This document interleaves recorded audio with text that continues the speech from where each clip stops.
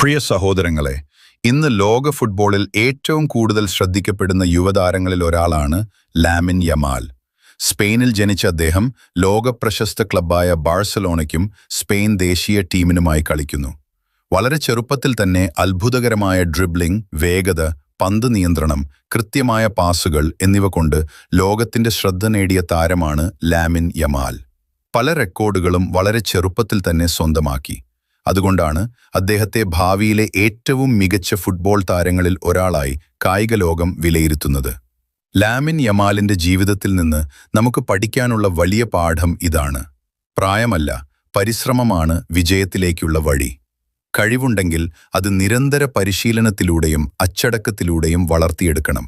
എന്നാൽ ഒരു കാര്യം കൂടി ഓർക്കണം: ഒരു കായിക താരത്തെയോ മറ്റാരെയെങ്കിലും ആദരിക്കുന്നത് നല്ലതാണ്, പക്ഷേ നമ്മുടെ ജീവിതത്തിലെ യഥാർത്ഥ മാതൃക നല്ല സ്വഭാവവും സത്യസന്ധതയും അച്ചടക്കവും പുലർത്തുന്നവരായിരിക്കണം.